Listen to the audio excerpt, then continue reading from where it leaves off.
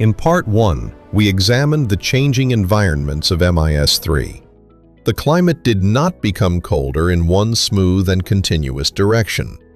Milder and colder phases alternated, and different regions changed in different ways. But between approximately 30,000 and 26,000 years ago, summer temperatures fell rapidly. Plant productivity declined, vegetation became more open, and the productive season shortened. In western Eurasia, relatively productive living zones weakened. Across central and northern Siberia, forests contracted, while tundra and tundra-steppe became more extensive and connected. The northeast was not richer, but the ecological network used by mobile herbivores was being reorganized. Now we follow the animals. How did their changing seasonal ranges reshape human hunting territories and eventually bring people into the Arctic? When plant production declines and the productive season becomes shorter, herbivores are affected first. But the animals did not simply move south. Different species had different diets, different cold adaptations, and different seasonal strategies. Even the same species could use different regions at different times of year. Climate change did not push every animal in one direction. It changed where food could be found, when it could be used, and how far animals had to travel. Between 30,000 and 26,000 years ago, new plant production and vegetation density both declined. The productive season shortened by nearly 3 weeks. This did not mean that food simply became a little less abundant. Food became more sparse across the landscape and available for a shorter part of the year. To obtain the same amount of energy, herds may have needed to search larger areas. After using one feeding zone, they may have had to move sooner to another. And as the low productivity season became more severe, wintering grounds became even more important. Not every open environment offered the same opportunity. A cold desert with almost no vegetation is ecologically different from tundra-steppe that produces grasses and herbs during a short summer. For mammoths, horses, bison, and other grazers, the retreat of forest could create new space for movement. For reindeer and other highly mobile animals, survival depended on moving between short-lived summer feeding zones and areas where winter food remained accessible. But these were not permanently rich pastures. They were broad and connected, yet low in productivity and strongly seasonal. In western regions such as Sungir and Kostenki, the forest biome remained visible, while annual plant production fell by about 23%. The warm season cooled by nearly 3 degrees. That could reduce the number of animals supported within familiar hunting territories. Herds may have dispersed or expanded their seasonal ranges. In central Siberia, the physical structure of the landscape also opened. Between 28 and 26,000 years ago, boreal forest around Afontova Gora and Malta fell from about 52% to about 33%. Tundra increased from about 31% to about 47%. As repeated changes reduced forest barriers, previously separated open areas could become more connected. For large, mobile herbivores, that connectivity mattered. Even when food density was low, animals could move through a wider network of seasonal feeding grounds. At Yana, most of the year was extremely cold, but the short summer was different. Around 30,000 years ago, plant production was possible for approximately 2.5 months. Annual production was far below Western levels, but much of it was concentrated into that brief season. So the Northeast was not a year-round rich habitat. It functioned more like a seasonal ecological zone, used intensively during a short window. We must distinguish animal movement from human movement. The climate and vegetation data directly show changes in productivity and biome structure. They do not prove the exact route taken by a particular herd, or that humans followed those animals step by step. But they do show an ecological direction. Established productive zones weakened. At the same time, broader, connected open habitats developed across the north and northeast. This likely reorganized the distribution and seasonal ranges of mobile herbivores. For humans dependent on large game hunting, a change in herd movement meant a change in the hunting landscape. An Ice Age hunting territory was not one small circle around a campsite. It was a network. River crossings, sheltered valleys, summer feeding plains, winter gathering areas. When climate changed, that network changed. Some areas could no longer support enough animals.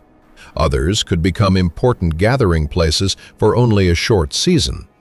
Humans may have returned to familiar routes each year, while gradually adding new seasonal camps farther away. Across generations, an expanding hunting range could become an expanding human living territory. So northeastern expansion cannot be explained by one sentence. People did not simply flee the cold. They did not move northeast because the northeast was richer. Western living zones became less productive. Open habitats became more connected across central Siberia. And in the northeast, mobile herbivores continued to use short-lived summer production zones. Together, these conditions may have allowed some human populations to expand their hunting and living ranges step by step toward the northeast. But following animals was not enough to survive north of the Arctic Circle. Humans also needed technology, planning, food preservation, and cooperation. Around 32,000 years ago, humans had already reached the lower Yana River north of the Arctic Circle. Yana is one of the clearest demonstrations that humans used Arctic environments before the last glacial maximum. But their presence does not mean the region was comfortable. Our climate reconstruction indicates an annual mean temperature near -28 degrees Celsius and a productive season of only about 2.5 months. So how did people connect that brief summer to the long winter that followed? Yana was not productive throughout the year. Annual vegetation productivity was only about 1/4 of the Sungir-Kostenki level. Vegetation was shorter and sparser. But plant growth did not disappear. It was concentrated into a short summer, and mobile herbivores could use the open tundra and tundra-steppe across a wide area. For Yana's inhabitants, the key question was not average annual abundance, it was timing. When did the animals arrive? Where did they gather? When did they leave? Arctic life depended on connecting brief summer feeding zones to a long season of scarcity. Large animals provided far more than meat. Fat and marrow supplied dense energy needed during severe cold. Hide could become clothing, coverings, and parts of shelters. Sinew could bind and sew. Bone and ivory could become tools and hunting equipment. One animal was not merely one meal. It was a combined source of food, energy, clothing, and raw material. In an open Arctic environment, long, straight wood was difficult to obtain reliably. People used bone and mammoth ivory as alternative materials. The Yana sites have produced stone tools, as well as worked bone and ivory objects, ornaments, and hunting equipment. Arctic adaptation was not simply the ability to tolerate cold. It required the ability to select local materials, shape them, repair them, and convert the remains of one hunt into the tools needed for the next. If meaningful plant production lasted only 2.5 months, then many tasks had to be completed in a narrow window. People had to observe animal movements, hunt, butcher, transport meat and fat, process hides, and prepare raw materials. Resources could not all be consumed immediately. Food had to be preserved. Hides had to be processed. Tools had to be made and repaired. The heart of Arctic adaptation was not momentary endurance. It was the ability to connect a short season of production to a long season of scarcity. That required planning. It also required cooperation. Tracking and hunting large animals, transporting heavy meat and hides, and working bone and ivory were difficult for one person alone. Some people watched animal movements. Some prepared hunting equipment. Others butchered, transported, preserved food, processed hides, or cared for children and vulnerable members of the group. The people of Yana did not survive because of one heroic hunter. They survived through shared knowledge, shared labor, and shared risk. Ancient genomes recovered from Yana show that a distinctive population had already formed in northeastern Siberia. Researchers refer to this lineage as ancient North Siberians. They were distantly related to early Western Eurasian hunter-gatherers, yet developed their own population history in northeastern Siberia. Yana was not merely a place briefly visited at the edge of the world. Before the last glacial maximum, people repeatedly used this region and left a lasting mark on northern population history. But the people of Yana were not simply the direct ancestors of Native Americans. Native American ancestral populations did not form from a northern Eurasian lineage alone. Another population stream, more closely related to East Asia, was also involved. Yana is therefore not the beginning of one straight road to America. To understand the formation of Native American ancestry, we must now examine the second ecological and population stream, the one extending from East Asia through the Amur region toward the north. It compares how East Asian and Northeast Asian environments responded to Ice Age change. The Tianyuan individual, dating to around 40,000 years ago, is an important early modern human from East Asia. The Tianyuan region was far warmer than the Siberian regions we have examined. Its growing season was longer, and annual vegetation productivity was relatively high. But warmer did not mean stable. In this region, declining precipitation and vegetation productivity were more important than extreme cold alone. Over time, annual precipitation and plant production fell sharply. Parts of the former grassland and forest mosaic shifted toward drier shrubland and desert-like conditions. This is a crucial point. Plants require heat, but they also require water.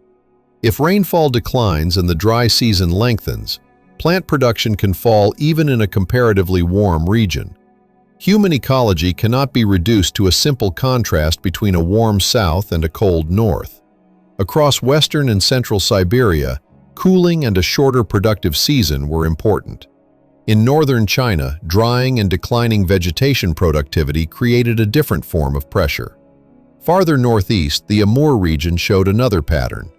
It was generally wetter than the interior of Siberia, and boreal forest environments remained relatively stable for longer. The Devil's Gate site itself is much later than MIS-3, so it cannot be used as direct proof of human occupation there during this earlier period. In our analysis, Devil's Gate and the Amur region serve as a long-term environmental reference area. This does not mean the Amur was always rich or unchanged, but compared with surrounding regions, rivers, forest, and moist lowlands may have preserved usable resources for longer. In Northeast Asia, rivers were more than sources of water. They concentrated fish, plants, and terrestrial animals. River valleys could also provide natural routes between mountains and forests. The Amur Basin may therefore have acted as an ecological middle zone, connecting East Asian environments in the south with colder northern landscapes. But this does not mean the Tianyuan people, or the later Devil's Gate people, moved directly to Yana. The sites belong to different periods and different populations. What the environmental evidence shows is the existence of ecological connections through which human ranges could expand and overlap over long periods. The two ecological axes changed in different ways. In western and central Siberia, productive living zones weakened, and tundra-steppe expanded. In East Asia, drying and declining vegetation productivity destabilized some regions, while the Amur Basin retained relatively stable environments for longer.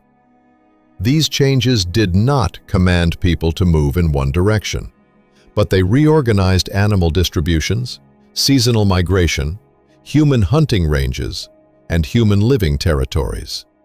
Over many generations, populations expanding from northern Eurasia and populations extending northward from East Asia could meet and mix in Northeast Asia. But northeastern Siberia was not the end of the story. Farther east lay a broad landmass connecting Siberia and Alaska. Beringia. Next episode. The ancestors of Native Americans did not simply cross it quickly. They may have lived there for roughly 7,000 years, while becoming increasingly separated from other Eurasian populations. What did they eat? Which animals did they follow? How did they adapt to long winters and short summers? In the next episode, we will examine how Beringia became not merely a route, but a homeland for the ancestors of Native Americans. Next episode, The Last Refuge, Beringia.